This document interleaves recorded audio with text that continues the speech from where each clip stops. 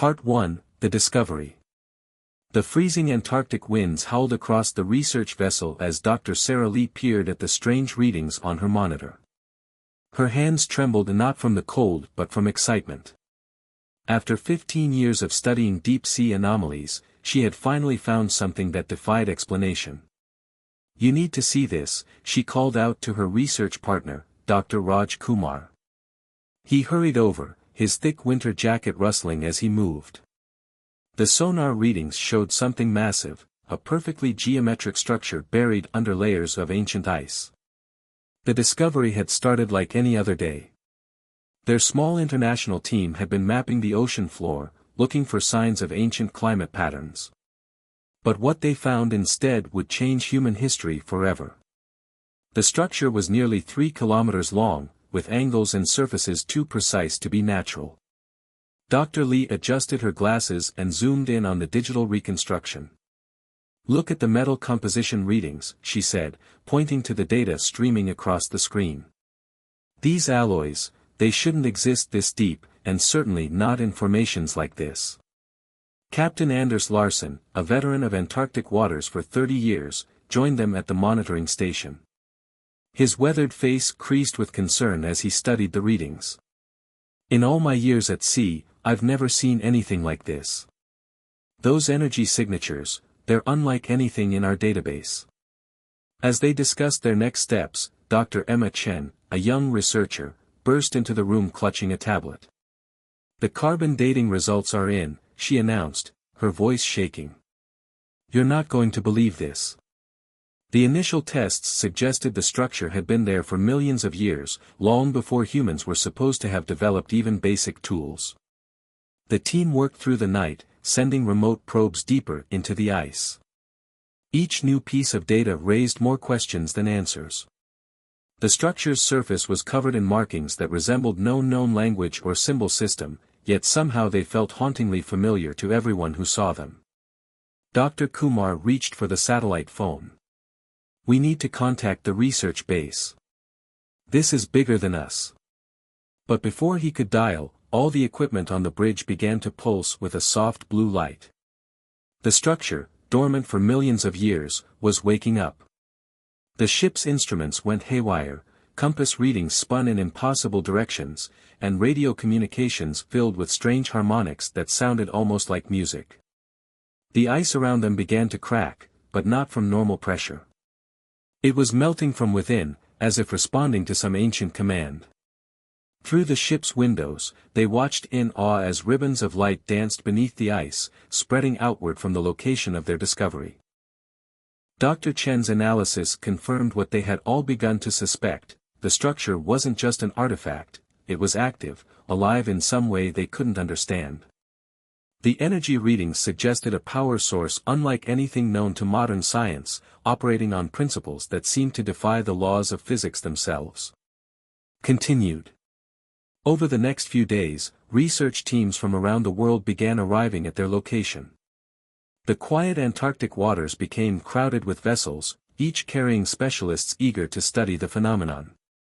Military ships appeared too, their presence a silent reminder of the potential security implications of their discovery. Dr. Lee found herself at the center of a growing storm of scientific and political interest. Every major nation wanted access to the site, and the UN Security Council had convened an emergency session to discuss the implications of what they'd found. "We need to proceed carefully," she argued during a video conference with world leaders. "We're dealing with technology millions of years old. One wrong move could have catastrophic consequences." But as she spoke, the structure continued its awakening. The ice sheet above it had developed a perfect circular hole, as if cut by an invisible laser. The exposed metal surface gleamed with an otherworldly iridescence, its patterns shifting and changing like liquid mercury. Dr. Kumar's team had set up an array of sensors around the perimeter, monitoring every conceivable type of energy emission. The data they collected painted a picture of something far more complex than anyone had imagined. "It's not just a ship or a station," he explained during one of their daily briefings. "It's integrating itself with Earth's magnetic field, tapping into the planet's natural energy systems. It's remembering something. Late one night, as Dr. Lee worked alone in the monitoring station, she noticed something that made her heart skip a beat. The strange symbols on the structure's surface had begun to pulse in a regular pattern. As she watched, her computer's translation algorithm suddenly began spitting out results. It's a language, she whispered to herself, but not just any language. It's programming Earth itself. The discovery would prove to be just the beginning. As she rushed to alert her colleagues, none of them could have known that high above Earth's atmosphere, something ancient and terrible had already noticed their activities. The awakening of Earth's guardian had triggered a cosmic alarm, and humanity was about to learn they weren't alone in the universe, and never had been. As the Antarctic summer sun cast long shadows across the ice, Dr. Lee and her team made another breakthrough. The structure's energy emissions had begun to form coherent patterns, and Dr. Chen's advanced AI analysis suggested they were receiving responses from somewhere deep in space. It's like a beacon, Dr. Chen explained, her eyes bright with excitement. But not just sending signals, it's receiving them too. Something out there is answering. Captain Larson, who had seen his share of strange phenomena in his decades at sea, grew increasingly concerned. In my experience, he said during one tense meeting, when you light a beacon in the darkness, you never know what might come looking.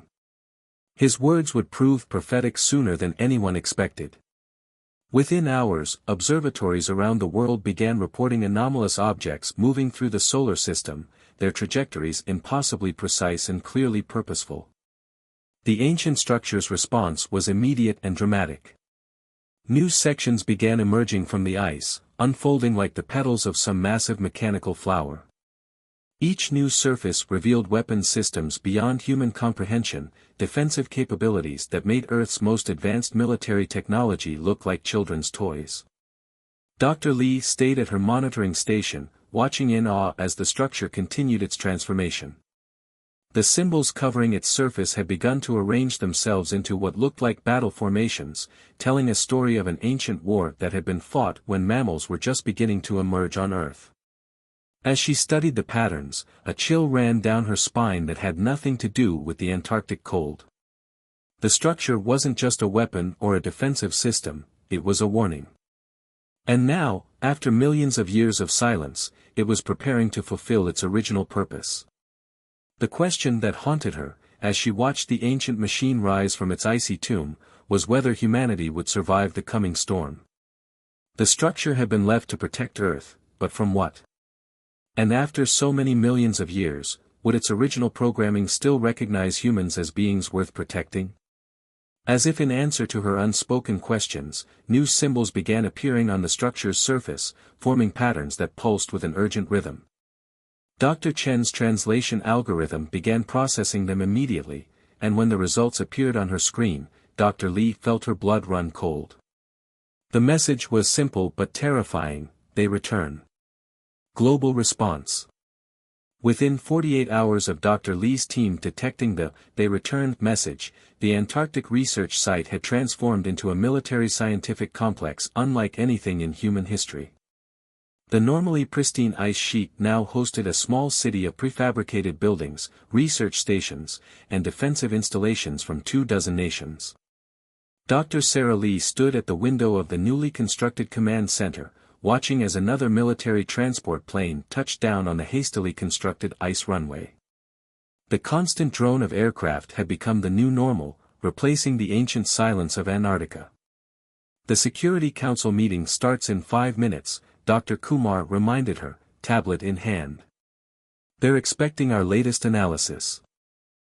Sarah nodded, turning away from the window. The United Nations had established an emergency command structure, dubbed Operation Primal Shield, to coordinate the global response to what many were already calling humanity's greatest crisis. The ancient structure's warning had catalyzed unprecedented international cooperation, though not without friction. The command center's main screen flickered to life, revealing faces from around the world, military leaders, heads of state, and scientific advisors, all connected by the gravity of their situation. General Maria Santos, the Brazilian officer chosen to lead Operation Primal Shield, spoke first. Dr. Lee, what's the latest on the structure's activities? Sarah pulled up her data. The energy signatures continue to intensify. We've identified what appear to be defensive systems activating throughout the southern hemisphere. There are at least 7 other sites, smaller than our primary location, but clearly connected to it. They've been dormant until now, hidden beneath the ocean floor or deep within the Earth's crust. The revelation caused a stir among the assembled leaders.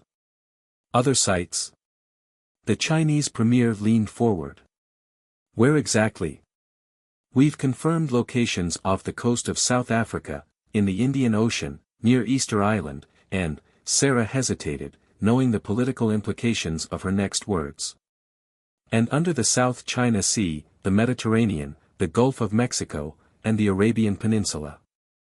These locations appear to form a geometric pattern around the Earth, like nodes in a planetary defense network. The room erupted in overlapping conversations. Sarah watched as political concerns immediately began to surface. Who would control these sites? How would access be managed? But before the discussion could devolve further, Dr. Emma Chen burst into the room. Dr. Lee. You need to see this immediately. Sarah excused herself from the conference, following Emma to the sensor array control room. The young researcher's hands flew over the holographic controls, pulling up a 3-dimensional representation of the solar system. We've been tracking the anomalous objects since they first appeared, Emma explained, but they've just done something impossible. Look at this. The display showed dozens of objects, previously scattered throughout the solar system, suddenly changing course in perfect synchronization. Their new trajectory formed a precise geometric pattern, similar to the one formed by the Earth's defensive sites. They're accelerating, Emma continued, her voice tense. At their current speed, they'll reach Earth in less than 72 hours, Sarah felt a chill run down her spine. How many? We're counting at least 50 major objects, each roughly the size of an aircraft carrier. But there are hundreds, maybe thousands of smaller ones moving with them. Before Sarah could respond, alarms began blaring throughout the complex. The ancient structure had detected the approaching fleet as well, and its response was dramatic. The geometric patterns on its surface began pulsing with increasing intensity, and new sections emerged from the ice, unfolding like the petals of an enormous metal flower. Dr. Kumar rushed in, his face pale. The other sites, they're all activating simultaneously. The energy readings are off the charts. Sarah turned back to the main command center, where the emergency conference was still in session. The faces on the screen showed varying degrees of panic and determination. Ladies and gentlemen, she announced, her voice steady despite her racing heart, we have confirmation. Earth is about to be visited by what appears to be an alien fleet, and our planet's ancient defense system is preparing for war. The next 48 hours transformed human civilization. As news of the approaching fleet spread, governments worldwide declared states of emergency. Financial markets closed, military forces mobilized, and religious leaders of all faiths called for prayer and unity. In Antarctica, the ancient structure continued its metamorphosis. What had begun as a relatively simple geometric shape had become a sprawling complex of interconnected machines, each serving an unknown but clearly crucial purpose. The symbols on its surface changed constantly now, telling stories that Dr. Chen's translation algorithms struggled to decode. It's not just a language, she explained during one of their hourly briefings. It's a complete historical record. From what we can piece together, Earth was once part of a vast network of defended worlds. This structure, and others like it, were built by a civilization so advanced that their technology appears magical to us. They were called the Guardians. And who are they defending against? General Santos asked from her temporary office in the command center. Emma pulled up a series of decoded symbols. We're still working on the details, but as far as we can tell, there was a war. A terrible war that raged across this part of the galaxy millions of years ago. The Guardians built these defensive systems to protect developing worlds like Earth from something. The translations become unclear here, but whatever it was bad enough that they were willing to dedicate enormous resources to creating these automated defense systems. Sarah studied the symbols, noting how they seemed to shift and change even as she watched. The structure is communicating with the other sites constantly now. It's like they're coordinating, preparing for something specific. But will it be enough? Captain Larson asked the question everyone had been avoiding. Whatever's coming, they defeated the civilization that built these defenses before. What chance do we have? Before anyone could respond, Dr. Kumar's station began emanating a high-pitched tone. Energy spike, he called out. Massive energy spike from all sites. The structure's surface blazed with blue-white light, and a beam of pure energy shot skyward from its center. Similar beams erupted from the other sites around the globe, meeting at a point high in Earth's atmosphere. Where they intersected, space itself seemed to twist and distort. It's creating something, Emma whispered, her eyes fixed on her readings. Some kind of shield. The energy beams continued to pulse, and slowly, a shimmering barrier began to form around the Earth.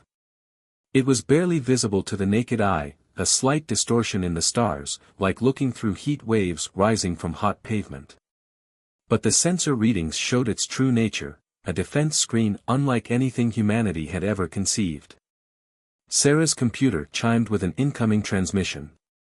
The structure was sending out a new message, this time directed not at Earth but at the approaching fleet. As the translation appeared on her screen, she read it aloud. Final warning, this world is protected. Retreat or be destroyed. The response came almost immediately. Strange signals penetrated the newly formed shield, resolving themselves into symbols similar to those on the structure. Emma's translation algorithm processed them quickly, and the message chilled everyone who read it. The harvest begins.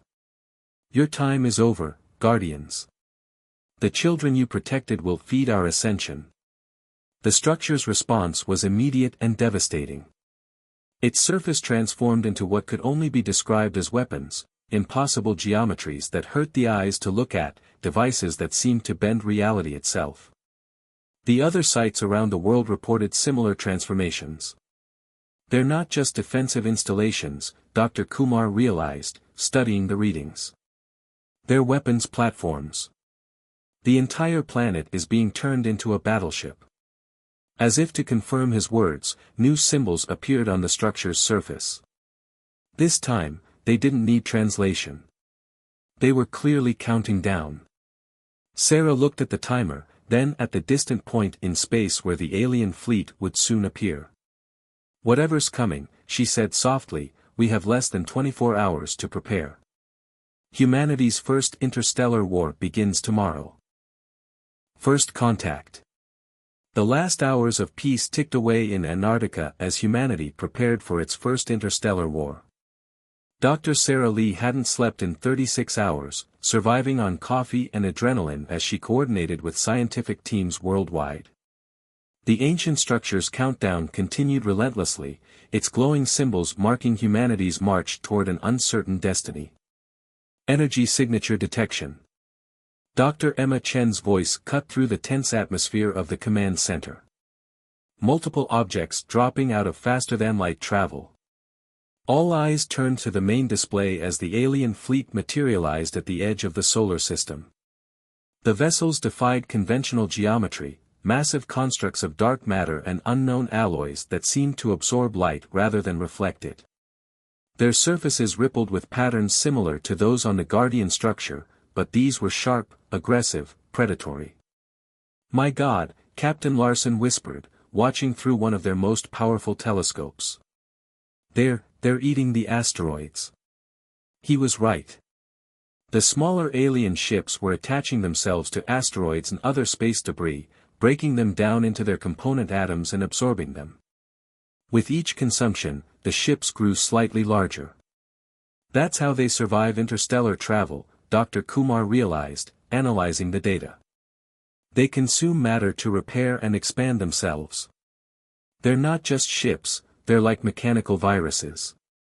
The Guardian structure responded to the arrival with a burst of activity.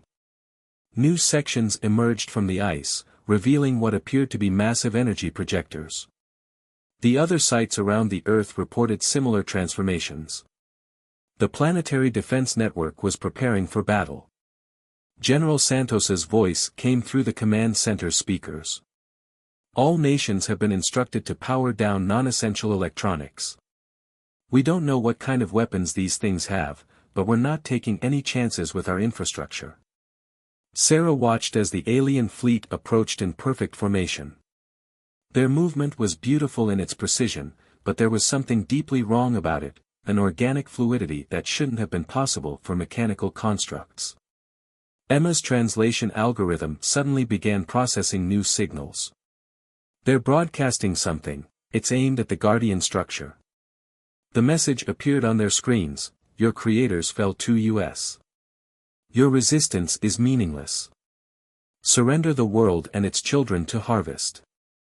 The structure's response was immediate and untranslated, a blast of pure energy that shot upward through the atmosphere, joining with beams from the other sites. Where they intersected, space itself seemed to tear open, creating a swirling vortex of impossible colors. Portal formation detected. Dr. Kumar announced, his instruments struggling to measure the phenomenon. Something's coming through. From the swirling breach in space emerged shapes that made Sarah's mind reel, geometric forms that seemed to exist in more dimensions than human eyes could process. They were ships, but ships unlike anything humanity had ever conceived. They bore the same markings as the Guardian structure, and they moved with purpose toward the approaching enemy fleet. The Guardians, Emma breathed. They left more than just defensive structures. They left reinforcements. The alien fleet's response was immediate and devastating. Their ships began to transform, surfaces flowing like liquid metal as weapons emerged from previously smooth hulls. The first shot of the battle was fired, a beam of dark energy that distorted everything it passed through. But the Guardian ships were ready. The energy shield around Earth pulsed, and the beam was absorbed, redirected, transformed. The battle for Earth had begun. What followed defied description in human terms. The two forces clashed in space, employing weapons and defenses that operated on principles humanity had yet to discover. Dark energy beams crossed paths with quantum displacement fields. Ships phased in and out of reality, trying to gain tactical advantages in dimensions humans couldn't perceive. In the command center, Sarah and her team worked frantically to understand what they were witnessing. The Guardian structure was feeding them data, battle analysis, tactical information, and technological insights that would advance human science by centuries. Look at this, Dr. Kumar called out, pointing to his readings. The enemy ships, they're not just consuming matter. They're consuming information. Every system they attack, they're not just destroying it, they're absorbing its knowledge, its patterns, its essence. Emma's face went pale as she processed new data from the structure. That's what they do. That's what the harvest is. They don't just consume worlds, they consume civilizations. Everything that makes a species unique, their knowledge, their culture, their potential, it all gets absorbed into their collective. The battle raged across the solar system, but it was clear that despite the Guardian reinforcements, the enemy fleet was overwhelming in its numbers.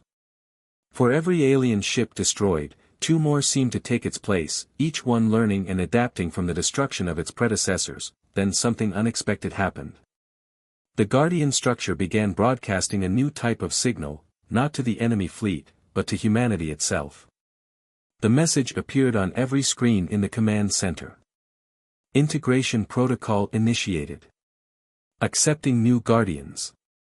Sarah's eyes widened as she understood the implications. They're not just defending us. They're recruiting us. The structures, the technology, the knowledge, it wasn't just left here to protect us. It was left here to prepare us. Before she could elaborate, the structure's surface began to transform again. Sections of it separated, revealing chambers that seemed designed for human occupation. Similar reports came in from the other sites around the world. They're offering us control, Emma realized, translating more symbols. Direct neural interface with Guardian technology. But, there's a warning. The integration process is permanent. Whoever connects to these systems will be forever changed. General Santos's voice crackled over the comm system. How many interfaces are available? 7, Sarah replied, checking the data. 1 at each major site. And if we don't accept? Captain Larson asked. The answer came not from any human, but from the structure itself, displaying a simple message: then Earth falls. Sarah looked at the battle raging above their world. The enemy fleet was pushing through the Guardian defenses, their ships growing larger and more powerful with each victory. The automated systems, impressive as they were, couldn't adapt quickly enough to the enemy's evolving tactics. We need human intuition, she said, understanding dawning. The Guardians built these systems to be flexible, adaptable.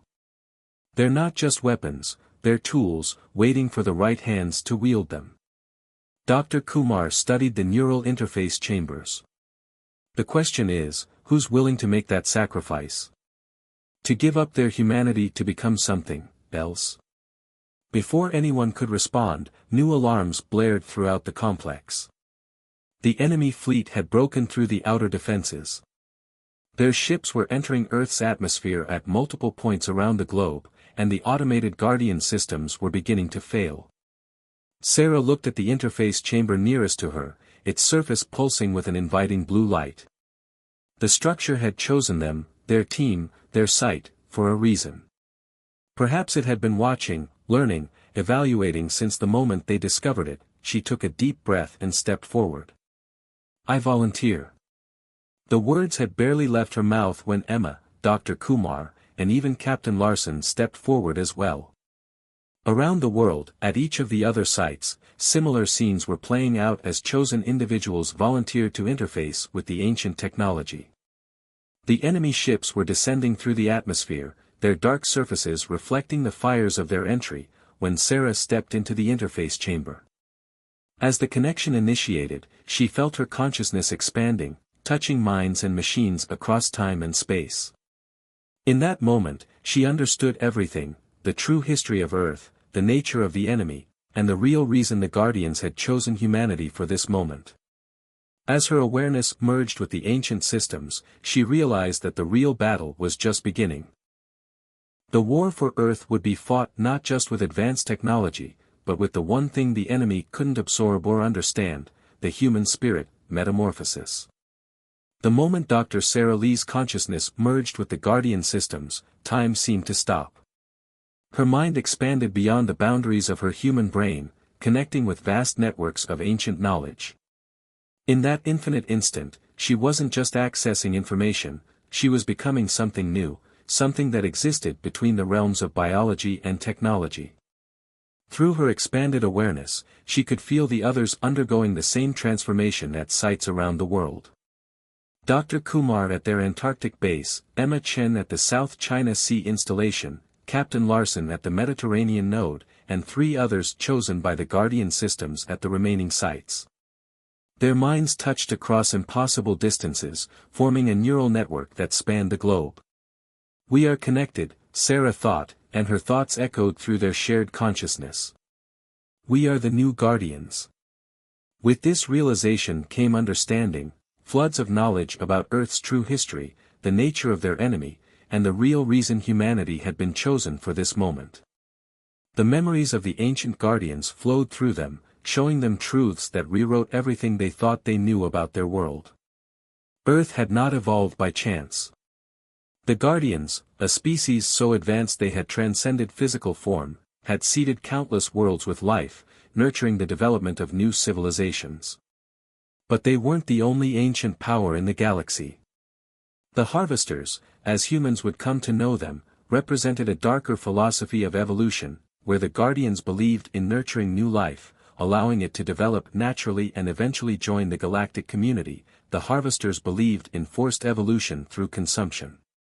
They traveled the stars, finding worlds with developing civilizations, and absorbed them, not just their physical resources, but their very essence. Each harvest made them stronger, adding the consumed species' unique traits and knowledge to their collective. The dinosaurs, Emma's thoughts resonated through their network. That's what really happened to them. She was right. 65 million years ago, the harvesters had attempted their first invasion of Earth.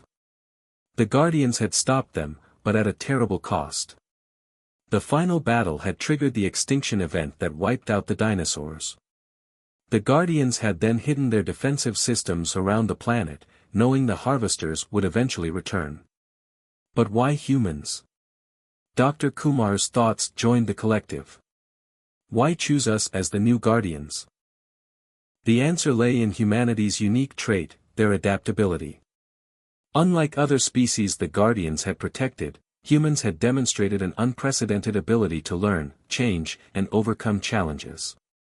This adaptability made them perfect candidates to operate the Guardian systems, which required operators who could think creatively and evolve their strategies rapidly. A violent tremor through the neural network snapped them back to the present crisis.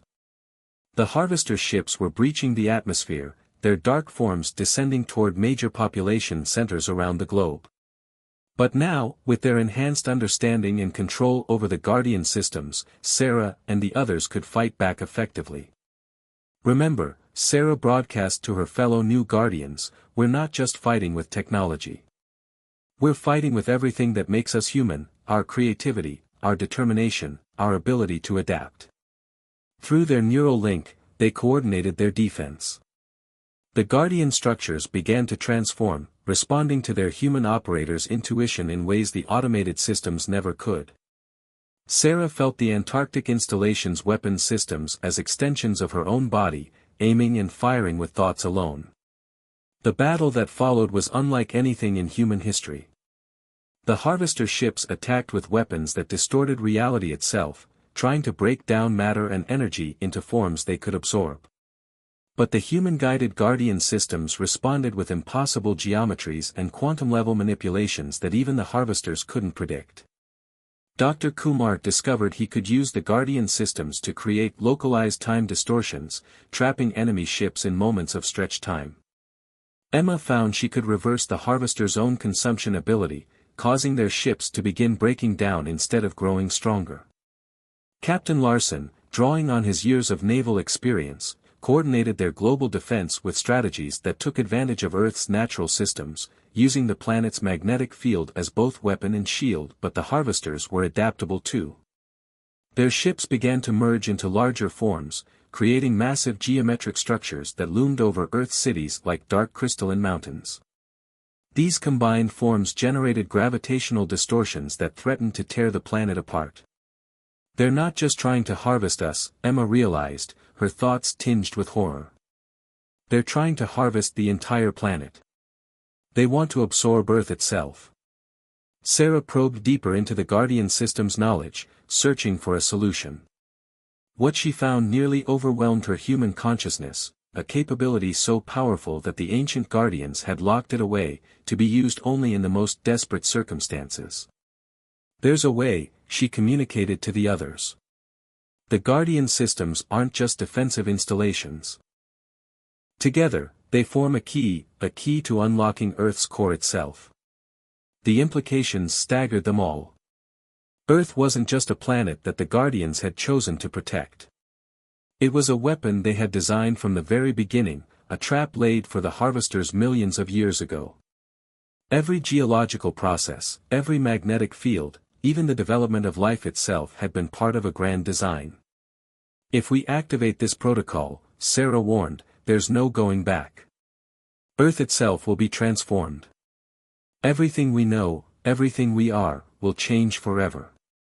Through their neural link, she could feel the others processing this revelation. The weight of the decision pressed down on their expanded consciousness. They would be altering the very nature of their world, affecting every living thing on the planet. Above them, the harvester ships continued their assault, their combined forms growing larger and more terrible with each passing moment.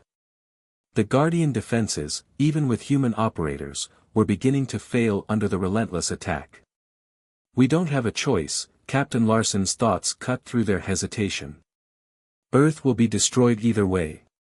At least this way, we choose the form of our transformation. Sarah felt the others' agreement ripple through their shared consciousness.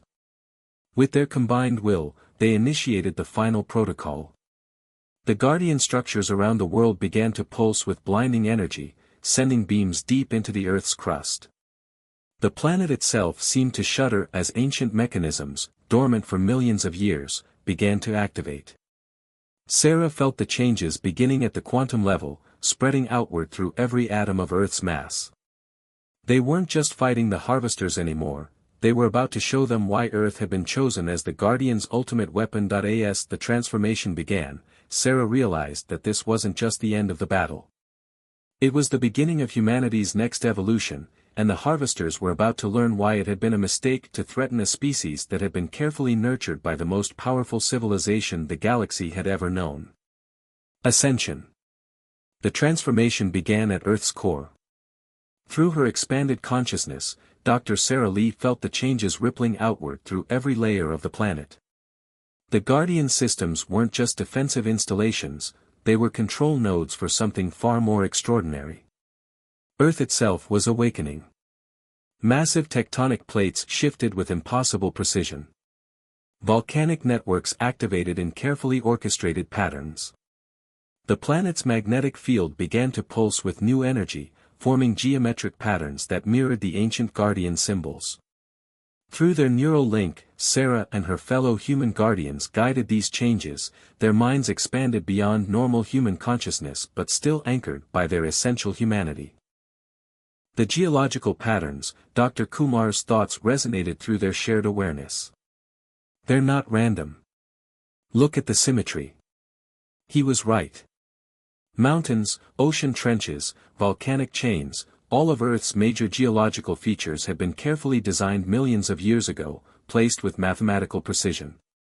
As the transformation accelerated, these patterns began to align, creating a planetary-scale geometric structure that defied conventional physics. The harvester ships hovering above Earth's atmosphere reacted to the change immediately. Their dark crystalline forms shifted and merged, attempting to adapt to this unexpected development. But for the first time, Sarah sensed something new in their movements: uncertainty. Perhaps even fear. Through the Guardian system's vast knowledge bank, she understood why. The harvesters had encountered defensive installations before, had overcome countless Guardian outposts across the galaxy. But they had never faced anything like this, a planet-sized weapon that had been hiding in plain sight for millions of years. Emma Chen, operating from the South China Sea node, made a startling discovery.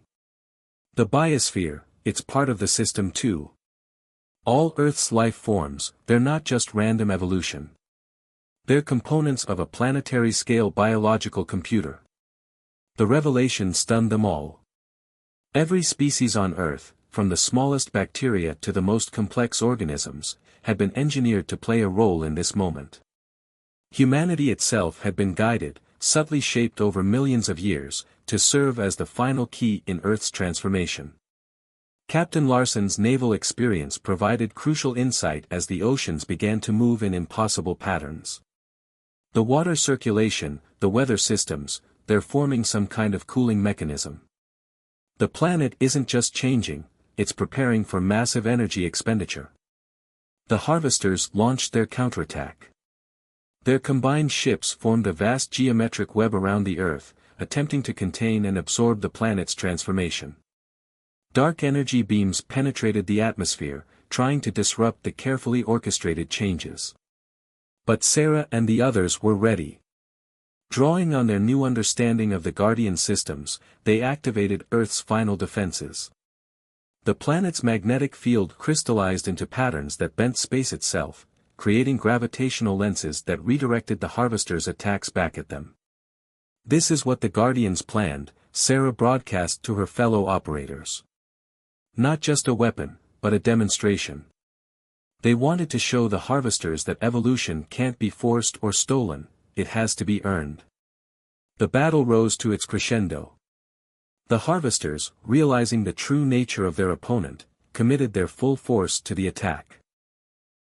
Their ships merged into a single vast entity that almost rivaled Earth in size, its surface writhing with weapons that operated on principles beyond human comprehension. But Earth answered with power that made those weapons seem primitive. The Guardian systems, fully activated and guided by human consciousness, transformed the planet into something that transcended traditional definitions of life and machine. Every volcano, every ocean current, every living thing became part of a single vast organism dedicated to one purpose: survival. The final confrontation played out on multiple levels of reality simultaneously. In normal space, energy beams and gravitational distortions clashed in a display that turned the night sky into a symphony of light and power. But in higher dimensions, accessible through their expanded consciousness, Sarah and the others fought an even more crucial battle: a war of information and evolution. The harvesters attempted to absorb Earth's transformed state, to add its power to their collective. But in doing so, they encountered something they had never faced before: human adaptability combined with Guardian technology. The very act of trying to consume Earth's essence exposed them to a defensive system millions of years in the making. Now, Sarah commanded, feeling the moment of opportunity arrive. As one, she and her fellow human guardians activated Earth's ultimate capability. The planet's magnetic field inverted instantly, creating a quantum resonance that propagated through all dimensions of spacetime.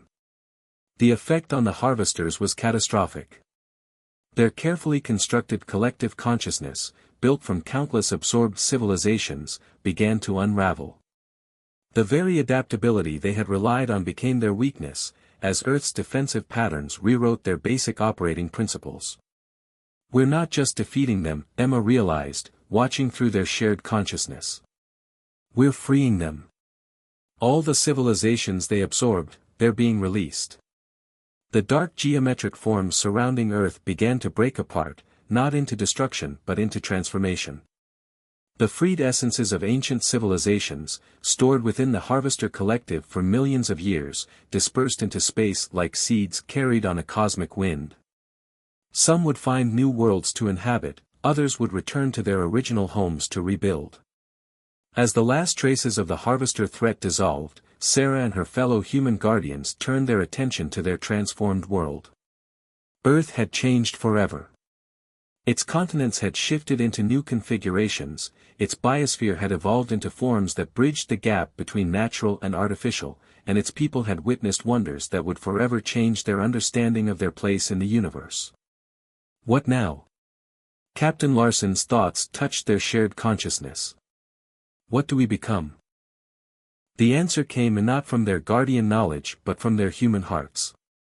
Earth would not become a weapon again, instead, it would serve as a beacon, a living example of what was possible when evolution was guided by wisdom rather than force.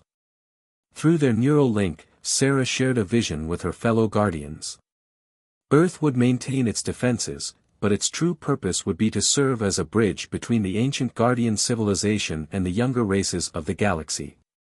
Humanity, with its unique blend of adaptability and determination, would help guide other emerging civilizations away from the harvester path of forced evolution and towards something more profound: earned transcendence. The Guardian structures around the world began to reconfigure themselves one final time, transforming from weapons into teaching tools. Their surfaces now displayed not just the history of Earth's long preparation, but also the promise of what was to come. As the sun rose on this new era, Sarah felt the thoughts of her fellow human guardians merge with her own in a moment of shared purpose. They had not just saved Earth, they had helped it fulfill its ultimate destiny. The long night of waiting was over. Earth's role as a hidden weapon was complete. Now began its true purpose, a beacon of hope in a galaxy learning to evolve beyond conflict, guided by the merged wisdom of humanity and the Guardians. The next chapter in Earth's story would not be written in battle, but in the gentle light of shared knowledge and mutual growth. As dawn broke over the transformed planet, Sarah sent a message through the ancient Guardian networks, announcing Earth's new role to the galaxy: "We are the children of two legacies, human adaptability and Guardian wisdom. We offer not conquest or consumption, but collaboration. The age of harvesting is over. The age of growing together begins.